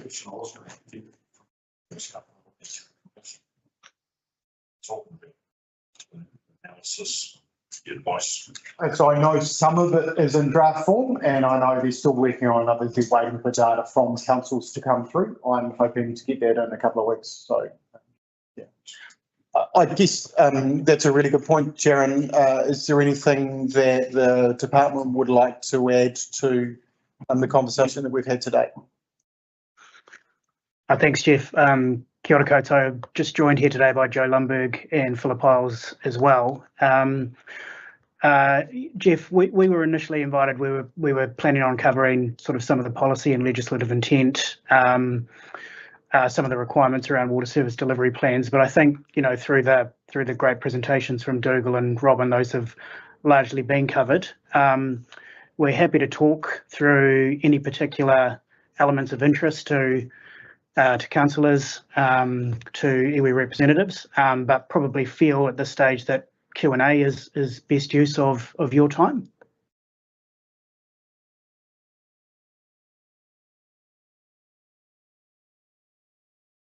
I just have a question, I guess that I have to some extent about what the government are looking for in terms of connections or population base. Is there a criteria, for instance, that we need to meet for a number of services, for the number of people that access the services that we provide in our three waters? Is that what the government are looking at in terms of numbers, connected numbers, or is it another criteria? Yeah, so that's a great question, Jaron. So, we're relatively small rural councils, and I know Carterton's got about 2,500 odd connected users. So the question is, is there a minimum size that you expect for a water services entity as a joint group, or not? Yeah, thanks for the question. So there is no sort of minimum size we have an expectation for. I think Robin, through her presentation, articulated it well. We're working with others is a good thing, and there are benefits that come from that. So we're very supportive of joint models, whether that be the Greater Wellington regional model that Dougal spoke through, or the sub-regional Wairarapa plus Tararua model. We see a lot of upside in both of those models in terms of levels of investment and affordability. We don't have any set criteria around numbers of councils or numbers of connections that would, I guess, be ideal from a CCO perspective. But I guess the more councils that work together, the greater scale of scope and efficiency benefits that come from those models. Jaron, I know I've asked this question previously, but legislation talks about financial sustainability, and Alistair Plummer raised a really good point around affordability, and the deadline in the legislation for financial sustainability is relatively short. So I think it's 2027 or 2028. And the shorter that deadline, the faster price rises and the more we drive affordability issues. And I guess that's one of the key things that councillors will be interested in discussing when we go out for consultation. And so the real question for us is, is the water services plan likely to have a hard deadline around that financial sustainability, or are the DIA flexible in terms of seeing financial sustainability over a period of time? Yeah, thanks, Jeff. I'm going to hand to my colleague Joe to answer this. Joe's done most of the work around the financial settings and tests. Yeah, so I mean, the 30 June 2028 is a hard legislated deadline. I think what would be more useful for you is, through the work that we're doing for your group of councils, is talk to you around what financial sustainability really means, and how we're quite confident of each of your council's ability to get there. The work that we're doing is really around establishing a financially sustainable baseline position, and through this work and discussions with you, sort of stepping through the optionality that you have with a lens of both financial sustainability and levels of investment required and affordability at the same time. So I think that this report that we're kind of working on, the engagement that we can have with you, we can help kind of like demystify that a bit and get you quite comfortable, in relatively short time, in your ability to meet those legislative requirements around sustainability for plans. We don't see that as a major hurdle for you guys.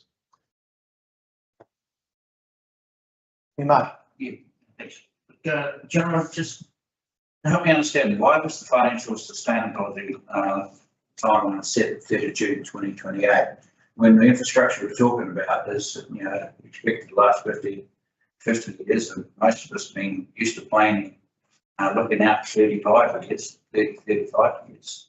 Why was it set so tight? So financial sustainability is kind of not necessarily an absolute thing.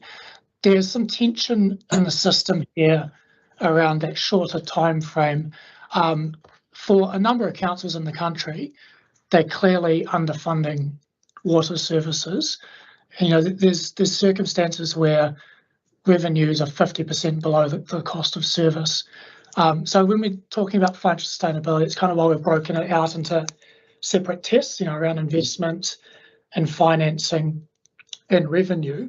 But what we're wanting to see is, especially with the new announcement around LGFA's funding and financing solution and the opportunity here, it kind of creates a bit of tension around making an inflection point for making a decision as to whether councils need to or wish to adopt some of these new structural tools to enable that. But at the very minimum, we would expect to see revenues cover costs. And we think 30 June 2028 isn't actually that short a time frame to get there. I might just add that some of the dates and the deadlines in the water service delivery plans were designed to sit around LTP timelines. So, you know, you'll see, 3 years, the sort of cycle of a kind of an LTP and 10-year plans, the length of an LTP, and then the 20 years plus the sort of length of an infrastructure strategy. So they were the intent was to try and link the existing kind of planning and accountability documents that councils were using to the timelines in the water service delivery plans.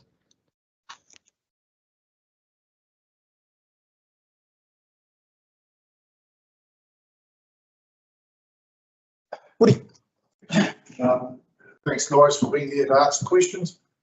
I might be the right one to answer it too. Is there a rough percentage that DIA work out with all the system coming in? There seems to be more and more these days costs for administration, setting all these entities up, engineering costs, staffing costs, IT costs, all that. Is there a sort of percentage looked at over these long-term things of what percentage should be spent actually putting pipes in the ground and what should be spent on all the administration and other stuff? Well, I mean, we don't have any sort of benchmark view at this point in time. For us here and how we help the economic regulator set up its regime, water service plans are really going to provide a lot of that benchmark information. And what we'll be using plans for is twofold, right? Accepting a plan for each individual council, so they've sort of discharged what's required under the Act. But it's also a very useful tool to kind of look across the country and try to define what is good practice and where there are differences, assist the economic regulator think about how it designs its regime to kind of uplift performance. And, speculating here, but that probably includes things like investment versus OPEX per connection, dollars in the ground versus dollars on back office and things like that. They'll all form part of what the economic regulator will look at, and it's something we're looking at in plans. What we will do though is, when invited from councils, is we'll talk to you and your numbers as they are in the LTP, identify whether we think there are any constraints or issues around financial sustainability and what needs to be done as options to address that. But we could potentially go a step further if asked and go, so how do you fit compared to what we're seeing elsewhere? If that makes sense. But we don't have an aspirational or benchmark view of those kinds of things at this time. I was just going to add, I guess to some extent reducing the amount you spend on admin, whether that's admin meeting regulatory requirements or admin in terms of reporting, is kind of really at the heart of the aggregated or the joint kind of arrangements. And it is kind of one of probably the key reasons why you might choose to do a combined model, is to try and centralise some of that administrative work so that you are actually spending more money on actually putting pipes in the ground, as you put it. Well, yeah, thanks for that, Scott. The one other thing is, like the government's sort of forcing this on everyone as such. Is there anything they're actually doing out there to make sure costs are getting reduced rather than increased? For instance, personally, I think I don't see why councils should have to pay to have consents for their water intake to keep people alive. Water is out there for the people to use. I don't see why we pay horrendous consent costs to like the regional council and everyone else for something that is essential for life. So why aren't things like this being looked at to reduce costs for councils? Yeah, thanks for the question. We're just going to ask it and answer it in two parts. I'll start just by very briefly, I guess, covering one of the intents of the financing mechanisms, particularly through LGFA, is to increase affordability through the more effective use of debt. That's definitely one of the key focuses of the government to address some of the affordability challenges. And then Phil has been working specifically on the point you raised around reducing cost of consent and compliance. Yeah, so the government's very focused on the costs of compliance with regulatory, particularly in the environmental area.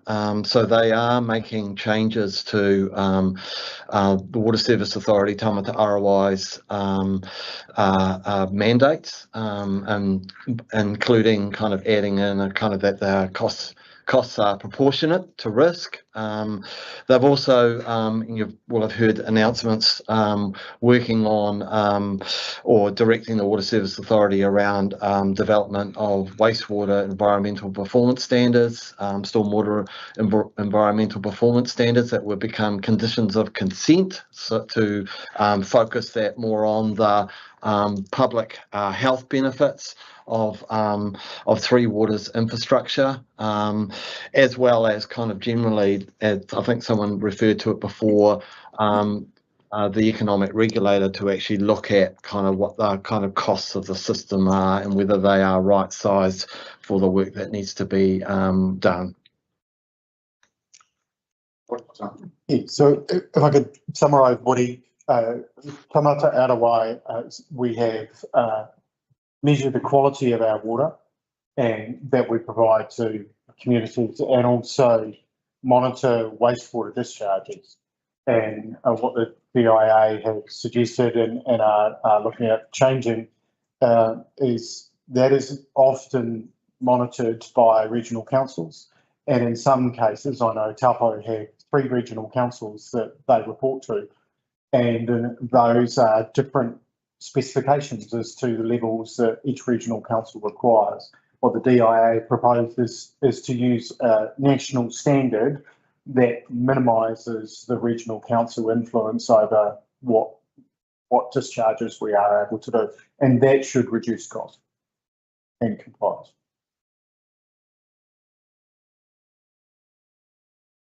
Okay. I just wonder if I could answer. If we are going to meet the expectations of what the government have to kind of make up with the expenditure that has been done on the assets, and it is entity we choose in place, they really think it's realistic we could get our revenues to cover costs by June 2028. I mean, it sounds like this being set up for failure.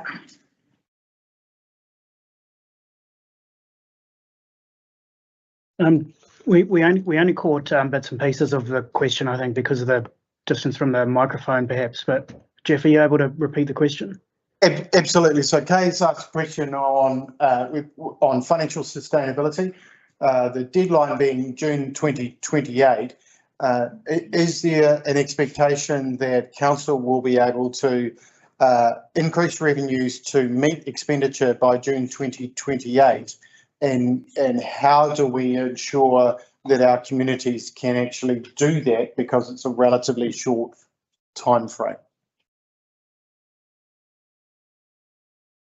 Look, I guess Phil might cut me off at some point if I say something wrong. But we live in a constrained world. Councils are going to be constrained. Water organisations are going to be constrained, and water service entities would have been constrained by their ability to deliver and the pace that they can move. And we kind of acknowledge that. What we're looking for in plans is an operational cost and an investment profile that is deliverable and consistent with the council's or water organisations' strategic asset management approach. What we want to see is something that's realistic and deliverable there, and have that just kind of be explained as to how that kind of fits in with a strategic approach to investment and asset management. So that's the investment side of it, and that kind of drives the revenue and financing. The revenue and financing will be a function of what it is that you can actually deliver, if that makes sense. And we're quite confident, you know, having looked at LTPs and specifically the water services components of them across the country. I mean, water rates are projected to increase substantially in this country over the next 10 years. We think with the options and the process that you'll go through with doing your water service delivery plan and with our support, if that's useful, we think that there is plenty of room here to get a better outcome and a more affordable outcome for the level of investments that the councils need to do.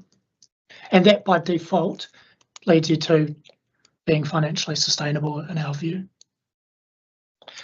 Well, just to add to Joe's point, you know, revenue is absolutely, you know, the wind in the sails, if you like, but debt is the size of the sail, and there is actually quite a lot of headroom across all of the councils. And what we, you know, that's the other the two legs of the stool that Joe's referring to around investment requirements, water pricing, what charges are, and how you're using debt.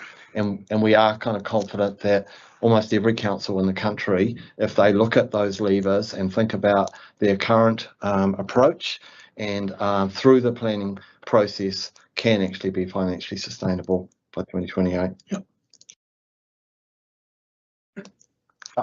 Gentlemen, where is climate change and resilience and all this? I mean, we can all make best guess estimates of expenditure, income, all of the projections going forward until such time as we have a significant weather event, which, you know, we no longer talk 1 in 100, 1 in 50, there's 3 a year now, some part of New Zealand. Where's all that factored in? Because the first one that happens of significance, all of the projections then become, you know, superseded by events. Where is the security to the communities that weather events are going to be able to be managed and still have the expected upgrades and efficiencies that are being assured us? Yeah, look, I mean the government's still committed to the 60-40 sort of insurance protection, if you like, around when major events happen. And there is considerable work going on in trying to strengthen not just our response to those events, but also how we plan for them. And so, you know, I think that's part of general resilience, and I think Robin brought it up when she was talking through her model. That's kind of one of the advantages of having a combined model, is that you actually build your freeboard, so you've got a bit more headroom and resilience across to cope with minor kind of issues that happen, and then major ones. I guess you're into you know, the challenges that, you know, Hawke's Bay's been facing, or Auckland, and the government at that point is generally involved. Yeah, I'll just to add to that. I mean, not to be seen to be selling a particular delivery model or structural option. But we think that the LGFA financing solution, especially for two reasons, the LGFA's willingness to separate the treatment of water services revenue and debt from council, and the ability for a water services organisation to draw on that to refinance out of council. This provides the financial resiliency that you need to address these kind of issues. Yeah. With an entity that can go to 5 times, that is a significant uplift in capacity that can remain untapped at current revenue levels, right? So there's kind of optionality here. If you're going down this pathway of some kind of solution that does increase that resiliency, you could utilise that to lower rates a bit. You could use that to bring forward critical investment, but you could retain a good proportion of financial resiliency, which enables you to be responsive and have access to financing on demand for an event, and you don't need to price that. That's just a free option. At the same time as building resiliency over here, we're pretty confident that that separation of the treatment of the debt also creates financial resiliency and capacity for owning councils, which is created through the refinancing mechanism.